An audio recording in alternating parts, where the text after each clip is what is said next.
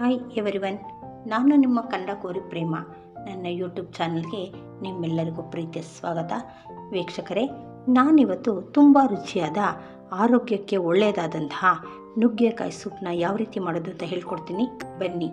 ಇದು ಬೇಸಿಗೆ ಕಾಲ ಆಗಿರೋದ್ರಿಂದ ನುಗ್ಗೆಕಾಯಿ ಸೀಸನ್ನು. ಈ ಒಂದು ಕಾಲದಲ್ಲಿ ನುಗ್ಗೆಕಾಯಿಂದ ತುಂಬ ಒಳ್ಳೊಳ್ಳೆ ರೆಸಿಪಿಗಳನ್ನ ಮಾಡ್ಬೋದು. ನಾನು ಒಳ್ಳೊಳ್ಳೆ ರೆಸಿಪಿಗಳನ್ನ ಅಪ್ಲೋಡ್ ಮಾಡಿದ್ದೀನಿ ಆಲ್ರೆಡಿ. ಇವತ್ತು ನಿಮಗೆ ಅದೇ ನುಗ್ಗೆಕಾಯಿಂದ ಯಾವ ರೀತಿ ಸೂಪ್ ಮಾಡೋದು ಅಂತ ಹೇಳ್ಕೊಡ್ತಾ ಇದ್ದೀನಿ, ಬನ್ನಿ. ಈ ಒಂದು ಸೂಪ್ನ ಯಾವ ರೀತಿಯಾಗಿ ಮಾಡೋದು, ಇದು ಆರೋಗ್ಯಕ್ಕೆ ಎಷ್ಟು ಒಳ್ಳೆಯದು ಅಂತ ನೋಡ್ತಾ ಹೋಗೋಣ. ನೀವಿನ್ನೂ ನನ್ನ ಚಾನಲ್ನ ಸಬ್ಸ್ಕ್ರೈಬ್ ಮಾಡಿಲ್ಲ ಅಂದರೆ ಕೂಡಲೇ ಮಾಡಿ. ಇದರ ಒಳ್ಳೊಳ್ಳೆ ರೆಸಿಪೀಸ್ನ ನೀವು ನೋಡಿ ಇದು ಸದುಪಯೋಗವನ್ನು ಪಡ್ಕೊಳ್ಳಿ ಅಂತ ಹೇಳ್ತಾ ಯಾವ ರೀತಿ ಸೂಪ್ ಮಾಡೋದು ಅಂತ ನೋಡೋಣ, ಬನ್ನಿ.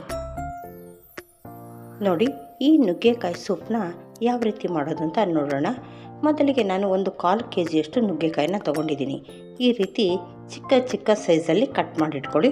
ಮೇಲಿನ ಸಿಪ್ಪೆ ಎಲ್ಲ ತೆಗೆದು ನೀಟಾಗಿ ತೊಳೆದ್ಬಿಟ್ಟು ರೆಡಿ ಮಾಡಿ ಇಟ್ಕೊಂಡಿದ್ದೀನಿ. ಈ 1/4 kg ನುಗ್ಗೆಕಾಯಿನ ಕಟ್ ಮಾಡಿದ ಮೇಲೆ ಇದಕ್ಕೆ 1 ಗ್ಲಾಸಷ್ಟು ನೀರನ್ನು ಸೇರಿಸಿ ಕುಕ್ಕರಲ್ಲಿ 2 ರಿಂದ 3 ವಿಸಿಲ್ ತೊಗೋಬೇಕು. ಏಕೆಂದರೆ ತುಂಬ ಸಾಫ್ಟಾಗಿದ್ದು ಬೇಯಬೇಕು. ಹಾಗಾಗಿ ಇದನ್ನು ಕುಕ್ಕರಲ್ಲಿಟ್ಟು ಮೊದಲು ನಾನು 3 ವಿಸಿಲ್ ತೊಗೊಳ್ತೀನಿ. ಆಮೇಲಿಂದ ಇದನ್ನು ಯಾವ ರೀತಿ ಮಾಡೋದು ಅಂತ ಹೇಳ್ಕೊಡ್ತೀನಿ. ನೋಡಿ, ಈಗ 3 ವಿಸಿಲ್ ತೊಗೊಂಡು ತುಂಬ ಸಾಫ್ಟಾಗಿ ಬೇಯಿಸ್ಕೊಂಡಿದ್ದೀನಿ. ಈಗ ಇದೇನು ಮಾಡಬೇಕಪ್ಪ ಅಂದರೆ ನೀರಿನಿಂದ ಎಲ್ಲ ತೆಗೆದು ತುಂಬ ಹೊತ್ತು ಒಂದು 10 ನಿಮಿಷ ಚೆನ್ನಾಗಿ ತಣ್ಣಗಾಗಬೇಕು. ತಣ್ಣಗಾಗಕ್ಬಿಟ್ಟು ಆಮೇಲೆ ಇದನ್ನು ನಾವು ಮಿಕ್ಸಿ ಜಾರಲ್ಲಿ ಹಾಕಿ ಈ ನುಗ್ಗೆಕಾಯಿಗಳನ್ನ ರುಬ್ಕೋಬೇಕಾಗುತ್ತೆ. ನೋಡಿ, ಅಕಸ್ಮಾತ್ ನೀವು ಅರ್ಜೆಂಟಲ್ಲಿದ್ದರೆ ಬೇಕಾದ್ರೆ ತಣ್ಣೀರಲ್ಲೂ ಹಾಕ್ಬಿಟ್ಟು ಇದನ್ನು ತಣ್ಣಗೆ ಮಾಡ್ಕೋಬೋದು. ಇಲ್ಲಾಂದರೆ ಈ ಥರ ಪ್ಲೇಟಲ್ಲಿ ಹಾಕಿ ಆರೋದಕ್ಬಿಟ್ರೆ ಒಂದು 10 ನಿಮಿಷದಲ್ಲಿ ಆರುತ್ತೆ.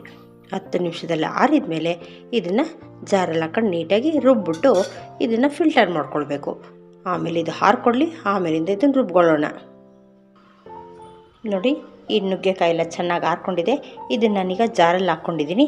ಇದನ್ನು ನೈಸಾಗಿ ರುಬ್ಕೊಂಡು ಬರ್ತೀನಿ. ಆಮೇಲಿಂದ ಇದರಿಂದ ರಸ ತಗೊಳ್ಳೋಣ. ನೋಡಿ, ಈ ರೀತಿಯಾಗಿ ರುಬ್ಕೊಂಡು ಬಂದಮೇಲೆ ಏನಾಗುತ್ತೆ ಅಂದರೆ ಇದರಲ್ಲಿ ಇನ್ನೂ ನಾರಿನ ಅಂಶ ಇರುತ್ತೆ. ಅದಕ್ಕೋಸ್ಕರ ಇದನ್ನು ಫಿಲ್ಟರ್ ಮಾಡ್ಕೊಳ್ಬೇಕಾಗುತ್ತೆ. ಸ್ವಲ್ಪ ಸೋಸ್ಕೊಂಡು ಇದರಿಂದ ರಸವನ್ನು ತಗೊಳ್ಳೋಣ. ಇದು ಸ್ವಲ್ಪ ಫಿಲ್ಟರ್ ಆಗಲ್ಲ ಅಂತಂದಾಗ ಇದನ್ನು ನಾವು ಈ ಬೌಲಲ್ಲಿ ಹಾಕ್ಕೊಂಡು ಸ್ವಲ್ಪ ನೀರನ್ನು ಮಿಕ್ಸ್ ಮಾಡಿಕೊಂಡು ನಾವು ಫಿಲ್ಟ್ರ್ ಮಾಡಬೇಕಾಗುತ್ತೆ.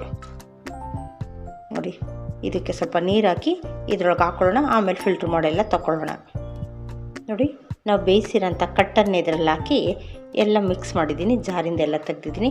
ಈಗ ಇದರಲ್ಲಿ ಹೆಚ್ಚು ನಾರಿನಂಶ ಇರೋದನ್ನೆಲ್ಲ ಬೇಕಾದರೆ ನಾವು ಮೊದಲು 1 ರೌಂಡು ಕೈಯಿಂದನೇ ತಗೊಳ್ಬೋದು. ಈ ರೀತಿಯಾಗಿ ಫಿಲ್ಟರ್ ಸಹಾಯದಿಂದಲ್ಲಾದರೂ ತೆಗೀರಿ, ಅಥವಾ ದೊಡ್ಡದೆಲ್ಲ ಕೈಯಲ್ಲಿ ಬರೋಂಥದ್ದನ್ನೆಲ್ಲ ನಾವು ಕೈಯಿಂದನೇ ಈ ರೀತಿ ತಗೊಳ್ಳೋಣ. ಆಮೇಲೆ ಫಿಲ್ಟರ್ಗೆ ಹಾಕಿದ್ರೆ ಬೇಗ ಈಸಿಯಾಗಿ ಫಿಲ್ಟರ್ ಆಗುತ್ತೆ. ನೋಡಿ, ಇದನ್ನೆಲ್ಲ ಈ ರೀತಿಯಾಗಿ ರಸವನ್ನು ಹಿಂಡಿ ಈ ನಾರಿನಂಶವನ್ನು ತಗೊಳ್ಳೋಣ.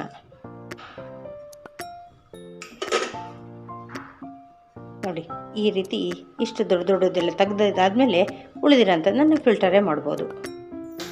ನೋಡಿ, ಈ ರೀತಿಯಾಗಿ ಫಿಲ್ಟರ್ ಮಾಡಿಕೊಂಡ್ರೆ ಇನ್ನು ಉಳಿದಿರೋಂಥ ನಾರಿನಂಶ ಈ ಫಿಲ್ಟರಲ್ಲಿ ನಿಲ್ಲುತ್ತೆ. ಕೆಳಗಡೆದೆಲ್ಲ ಫಿಲ್ಟ್ರ್ ಆಗಿದೆ. ಈ ರೀತಿ ಮಾಡ್ಕೊಳ್ಳಿ. ಆವಾಗ ಈ ರಸ ಫುಲ್ಲು ತೆಳುವಾಗಿರುತ್ತೆ. ಯಾವುದೇ ರೀತಿಯಾಗಿ ಬಾಯಲ್ಲಿ ಸಿಗಲ್ಲ. ಇರೋಂಥ ನಾರಿನಂಶ ಎಲ್ಲ ಇಲ್ಲೇ ಫಿಲ್ಟ್ರ್ ಆಗುತ್ತೆ. ನೋಡಿ, ಈಗ ಈ ನುಗ್ಗೆಕಾಯಿ ರಸವನ್ನೆಲ್ಲ ತೆಗೆದಿಟ್ಟ ಮೇಲೆ ಏನು ಮಾಡ್ತಾಯಿದ್ದೀನಿ ಅಂದರೆ ಈ ಸೂಪ್ಗೆ ಒಂದು ಒಗ್ಗರಣೆ ಕೊಡ್ತೀನಿ. ಸ್ಟವ್ ಹಚ್ಚಿ ಬೌಲ್ ಇಟ್ಟಿದ್ದೀನಿ. ಇದಕ್ಕೆ 1 ಸ್ಪೂನು ಅಥವಾ 1.5 ಸ್ಪೂನಷ್ಟು ಎಣ್ಣೆಯನ್ನು ಸೇರಿಸ್ತಾ ಇದ್ದೀನಿ. ನೋಡಿ, ಎಣ್ಣೆ ಬಿಸಿ ಆದ ಕೂಡಲೇ ಇದಕ್ಕೆ 4 ಬೆಳ್ಳುಳ್ಳಿ, ಸ್ವಲ್ಪ ಶುಂಠಿಯನ್ನು ಸೇರಿಸ್ಕೊಳ್ಳೋಣ. ಇದ್ರ ಜೊತೆಗೇ ನಾವು ಖಾರಕ್ಕೆ 1 ರಿಂದ 2 ಹಸಿಮೆಣಸಿನ್ಕಾಯಿನೂ ಸಹ ಇದ್ರ ಜೊತೆಗೆ ಸೇರಿಸ್ಕೊಳ್ಳೋಣ. ಸ್ವಲ್ಪ ಸೂಪು ಖಾರನೂ ಇರಬೇಕು.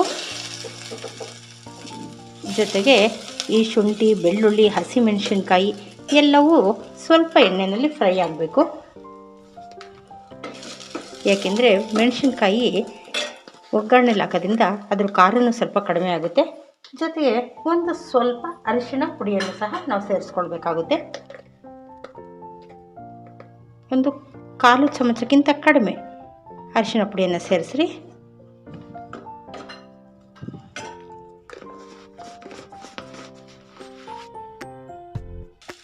ಇವೆಲ್ಲವನ್ನು ಒಂದು ರೌಂಡ್ ಮಿಕ್ಸ್ ಮಾಡಿದ ಮೇಲೆ ನಾವು ತೆಗೆದುಕೊಂಡಿರೋಂತಹ ಈ ನುಗ್ಗೆಕಾಯಿಯ ರಸವನ್ನು ಇದರೊಳಗಡೆ ಸೇರಿಸೋಣ.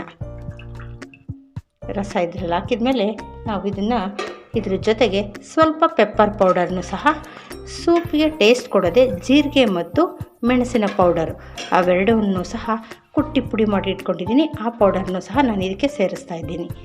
ಸ್ವಲ್ಪ ಜೀರಿಗೆ, ಸ್ವಲ್ಪ ಪೆಪ್ಪರು. ಏಕೆ ಅಂತಂದರೆ ಇದು ಸೂಪ್ ಒಳ್ಳೆ ಫ್ಲೇವರು ಮತ್ತು ಟೇಸ್ಟು ಎರಡನ್ನೂ ಕೊಡುತ್ತೆ.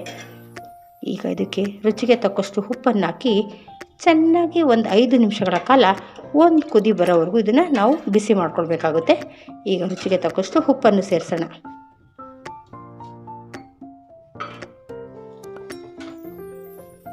ನೋಡಿ, ಇಷ್ಟು ಉಪ್ಪನ್ನು ಸೇರಿಸ್ತಾ ಇದ್ದೀನಿ. ಈಗ ಚೆನ್ನಾಗಿದು ಒಂದು ಕುದೀಲಿ. ನೋಡ್ತಾ ಇದ್ದೀರಲ್ಲ ಎಷ್ಟು ನೀಟಾಗಿ ಕುದೀತಾ ಇದೆ. ಈ ಒಂದು ಟೈಮಲ್ಲಿ ನಾವೇನು ಮಾಡಬೇಕು ಅಂದರೆ ಇದಕ್ಕೆ ಸ್ವಲ್ಪ ಕೊತ್ತಂಬರಿಯನ್ನು ಆಡ್ ಮಾಡಿ ಫ್ಲೇಮ್ನ ಆಫ್ ಮಾಡ್ಕೊಳ್ಳೋಣ. ಇಷ್ಟು ಮಾಡಿದ್ರೆ ಸಾಕಾಗುತ್ತೆ. ಅಲ್ಲಿಗೆ ಸೂಪು ರೆಡಿಯಾಗಿದೆ. ಈಗ ನಾನು ಫ್ಲೇಮ್ನ ಆಫ್ ಮಾಡ್ತಾಯಿದ್ದೀನಿ. ನೋಡ್ತಾ ಇದ್ದೀರಲ್ಲ, ಅದ್ಭುತವಾದಂತಹ ನುಗ್ಗೆಕಾಯಿ ಸೂಪ್ ಸವಿಯಲು ಸಿದ್ಧವಾಗಿದೆ.